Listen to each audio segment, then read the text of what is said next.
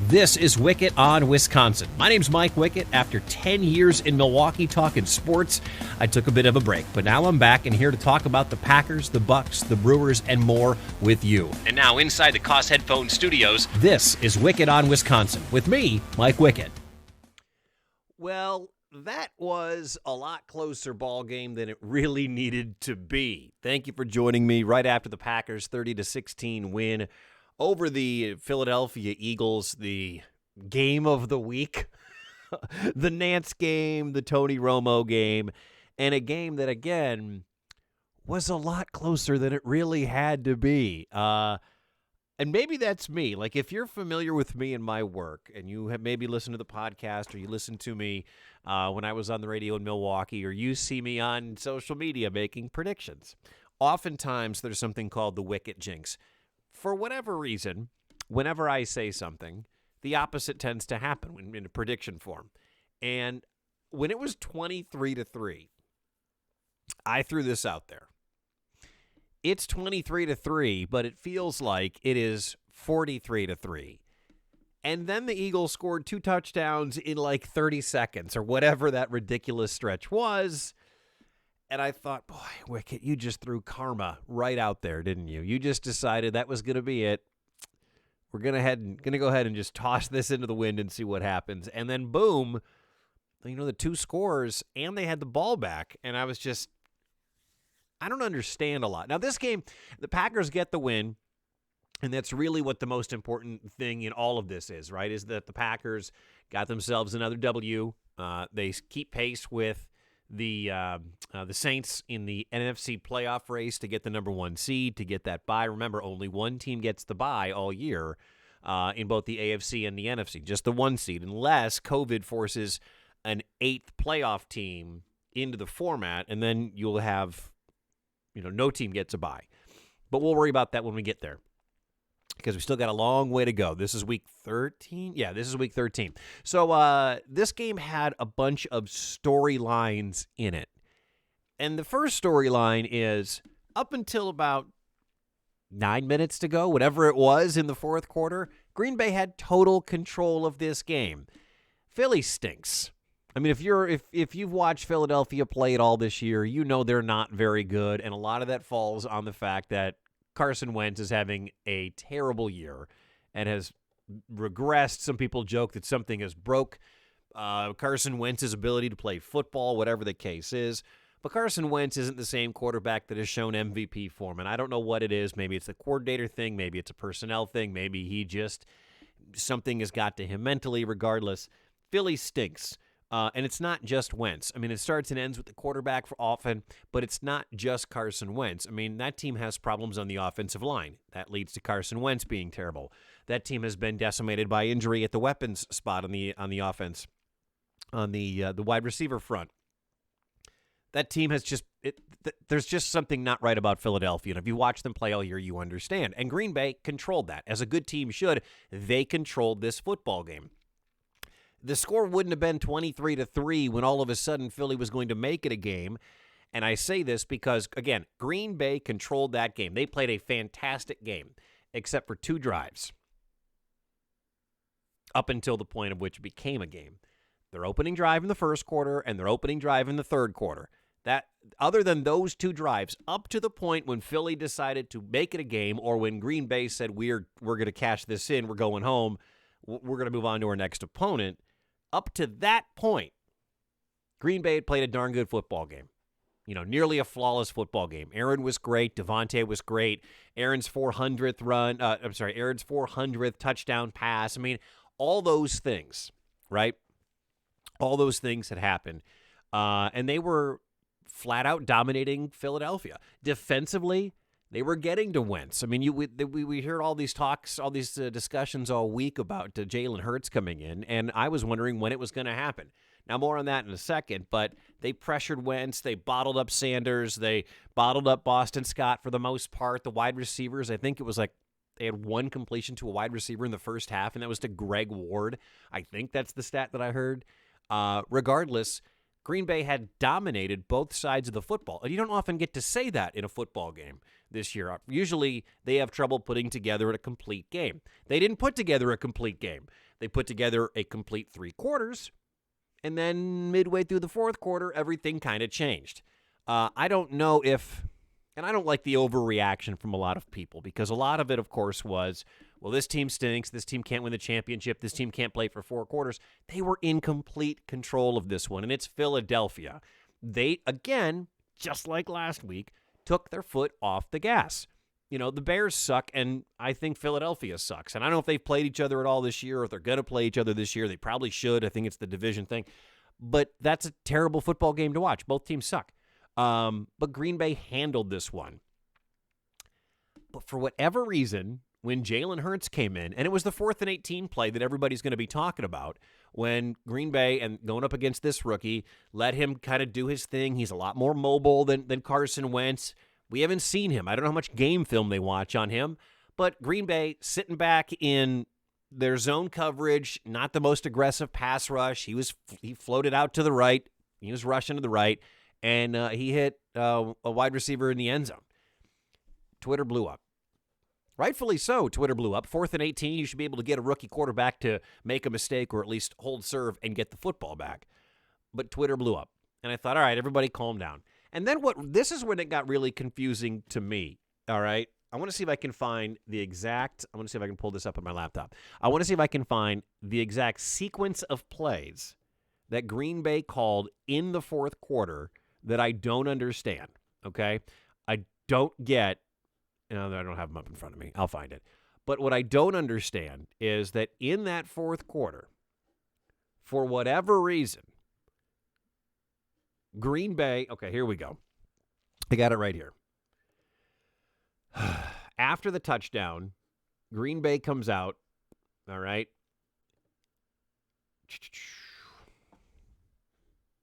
I'll get to it.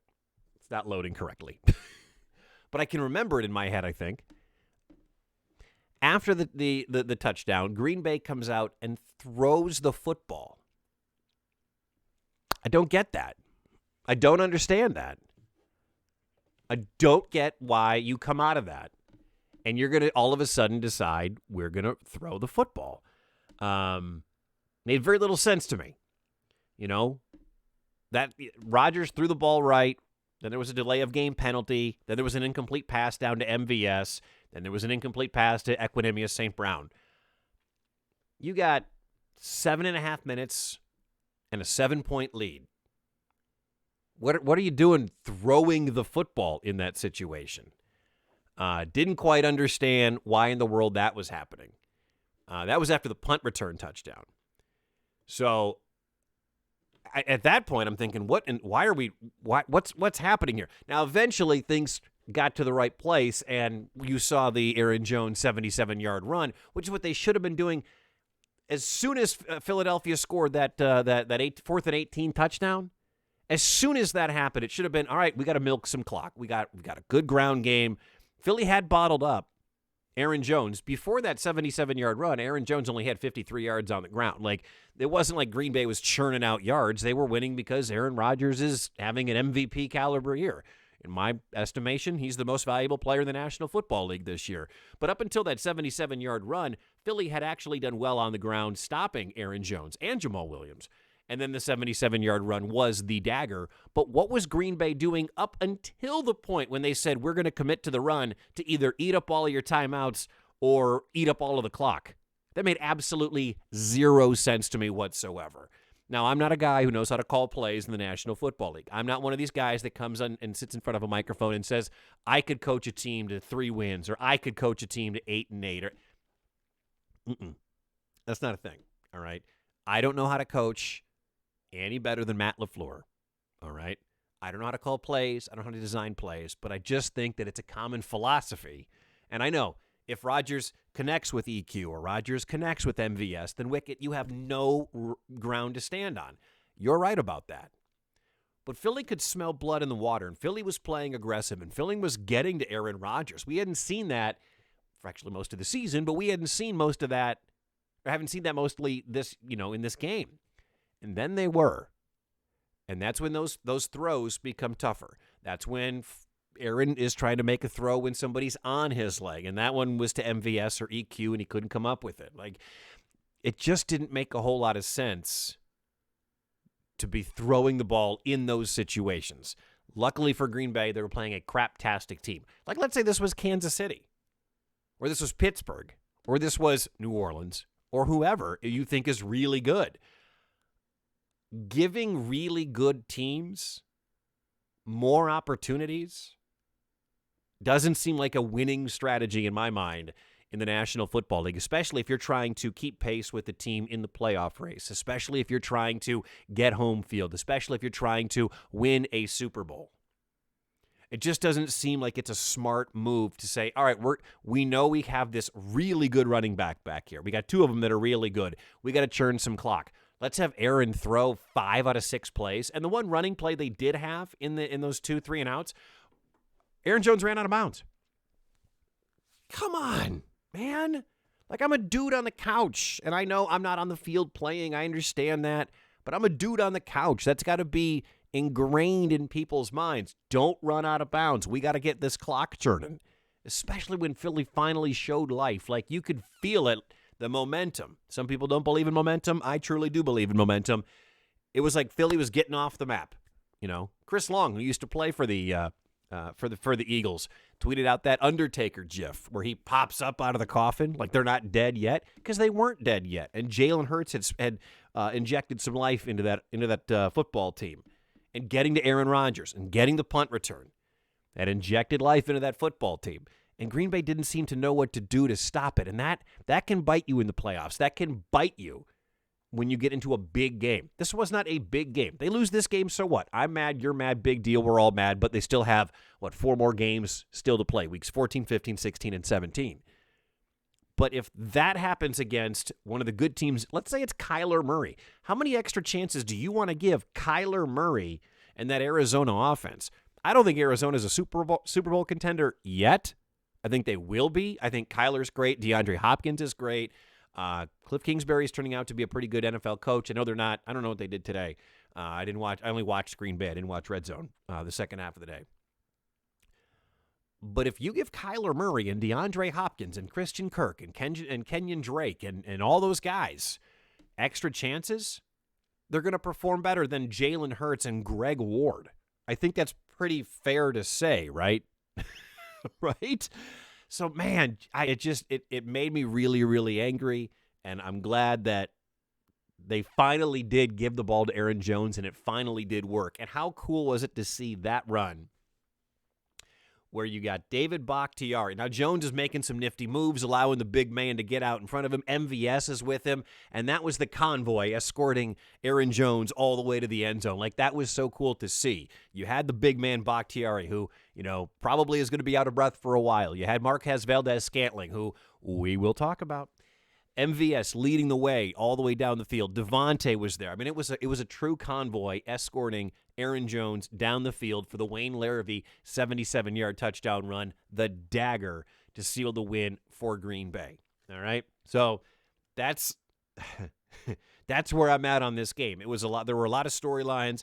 I think the biggest storyline in this game, I think it has to be, up until the near collapse in the fourth quarter, I think the biggest storyline in this game, it had to be congratulations to Aaron Rodgers, first quarterback ever with the first quarterback ever with 5 seasons of 35 or more touchdown passes.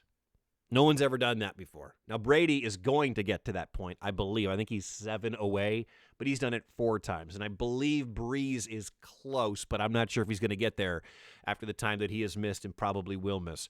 And how about Aaron Rodgers? Touchdown pass number 400. Went to Devontae Adams, who also, by the way, caught touchdown pass number 200. Little fun fact for you. So very, very cool. Fastest guy ever to 400 touchdown passes in the history of the National Football League. I think if you were to go back and look at that replay, and one of the officials on TV happened to say that Devontae's hand might have been in that face mask a little too much on that play, They weren't reviewing it. They were giving Aaron number 400. They were giving the Packers the touchdown. I'm cool with that, and it helped the Packers get to the 30-16 win, which, was a lot harder than it needed to be. It just felt like this game was in complete control, and then it wasn't, and then it was. Stats-wise for you, might as well give these to you as well for Green Bay. I always like to give you your stats. Aaron Rodgers, 24 of 34 for 295, 3 touchdowns, no picks. His quarterback rating today was 128.9. Aaron Jones, 15 carries, 130 yards, and the touchdown, the 77-yarder. Jamal Williams, 5 for 26. Again, you see, Green Bay wasn't killing it on the ground game, and someone will say, well, Mike, you're killing your own argument. Philly was bottling up Green Bay on the ground. Perhaps that's why Matt LaFleur didn't want to stick with a ground attack. You might be right about that. But to me, you got those two talented running backs back there. You grind this bad boy out whenever you can and throw in the occasional pass if you have to. Not the other way around, but what do I know? Receiving-wise, Devontae Adams, 10 catches for $121. 4 for Bob Tonyan for 39 yards. Alan Lazard, 3 catches for 50 yards. Mercedes Lewis caught a pass. Aaron Jones had 3. Marquez, Valdez, Scantling. It feels like we consistently talk about MVS on this program. If he wasn't so fast, if he wasn't such a good blocker, I don't think MVS would be seeing the field all that much. He had the big pass down the sideline, or up the middle, I should say, that went off his arms. Like, catch the ball in your hands, man. Come on. I really feel like every week I'm almost fighting for MVS. I know I'm not, because I don't know what to make. MVS has the highest yards per catch average in the National Football League. Did you know that? He also has the highest drop rate in the National Football League. I bet you didn't know that. Isaiah writes, I always like to finish by reading what you have to say on social media. And we begin with MVS. He writes, I've had it with MVS. Every time we think he's turned the corner and turns into a legitimate weapon, he drops a ball that Aaron Rodgers puts right in his hands. Can't argue that.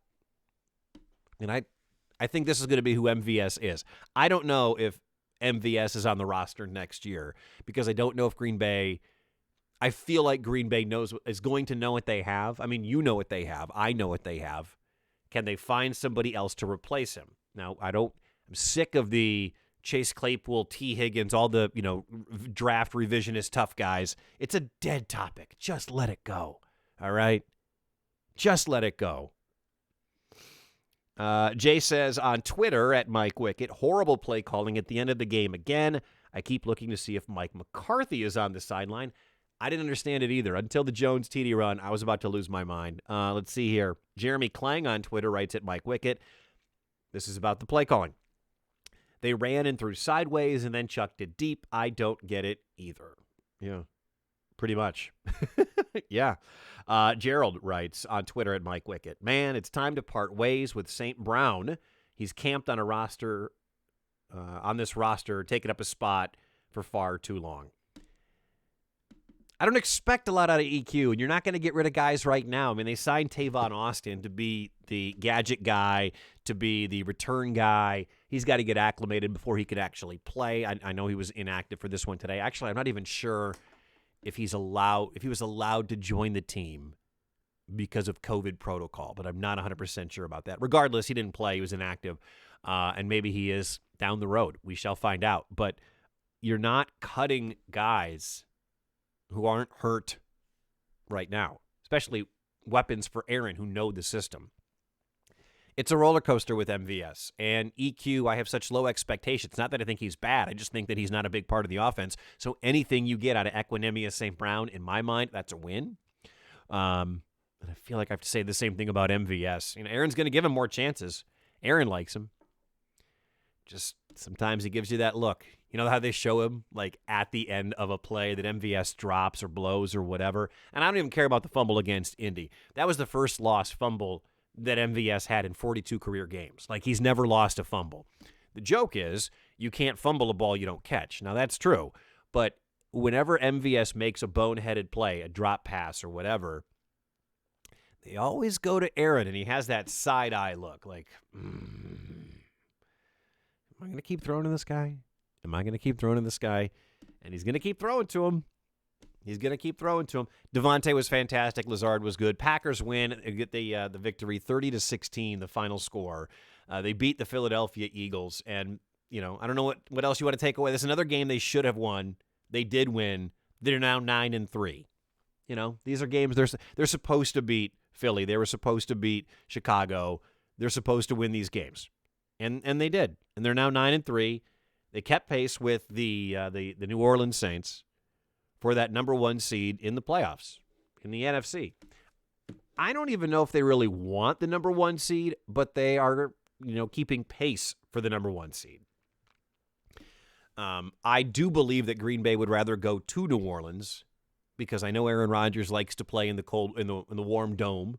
I do know they would rather go to Tampa. Well, maybe not Tampa because Lord knows what happened the last time, but Arizona, Tampa, New Orleans, somewhere with a dome, somewhere that's warm. I believe that Green Bay, if you ask them and don't have the microphone on, they would rather go there than play at Lambeau Field in December and January. But, because that home field advantage, it's not a thing right now. And sometimes Green Bay's looked a lot better on the road than they have at home. They've got 4 games left. This is the stretch, the final stretch for Green Bay. At Detroit next week. Then they play Carolina. Then it's against the Tennessee Titans on Sunday Night Football. And then they're at the Bears. All right? So they've got Detroit in 7 days. And then after that, it's Carolina at home, Tennessee at home, at Soldier Field. If that game at Soldier Field even matters, we shall see. Thank you so much for listening to this podcast. I appreciate it, and for checking it out on YouTube where we do the video every time. And I do want to send a special shout-out here at the end. And a reminder, thank you for listening, writing your reviews, liking the podcast, downloading, subscribing, all that kind of stuff. It does really matter. And Spotify, which is one place you can get it on Google or Apple or Spotify or wherever you get your podcast. I had a guy named Dan who sent me a picture, who's a big fan of podcasts, and he sent me his Spotify report. Now, you can have Spotify tell you what you've listened to for the entire year, end of the year, and this is really, really nice. Now, his number 5 listened to podcast is the Elvis Duran Morning Show. Number 4, my friend Doug Russell in Milwaukee is on this list. Number 3, the Bill Simmons podcast. I mean, Bill is a basketball legend. He has his own at the Ringer. And I'm there at number 2, man, and I appreciate that. And his number 1 podcast is the Tony Kornheiser Show. Listen, I'm going to tell you right now, as a guy who's been in the industry for a while, to be on a guy's list and the number 2 podcast on his list behind a legend like Tony Kornheiser, that is a true compliment, and I appreciate that very, very much. It's an honor to be on that list, anywhere on that list. But to only be behind TK, that's awesome, man. So I want to say thank you to Dan for that. And that's motivation to get more of these cranked out. And I got a lot of special stuff coming your way. We're all waiting on the Giannis Supermax. We're going to talk some Big Ten football as well, and a special guest coming up later this week. So make sure you subscribe so you don't miss an episode. Packers win 30-16. This is my instant reaction. My name is Mike Wickett. This is Wickett on Wisconsin. Thank you so much for listening. Until next time, as always, go Pack, go Bucks, and go Brewers. Thanks for listening to Wickett on Wisconsin. If you have any feedback or you want to reach out to the show, you can find me on Facebook, Mike Wickett Podcasts, or you can email MikeWickettPodcasts@gmail.com. And you can find me on Instagram and Twitter @Mike Wickett. Thanks to Silverman Sound Studios for providing the music for today's show. And you can find us anywhere you find your podcasts, including Apple, Spotify, and Google Podcasts. Until next week, thanks for listening to Wickett on Wisconsin.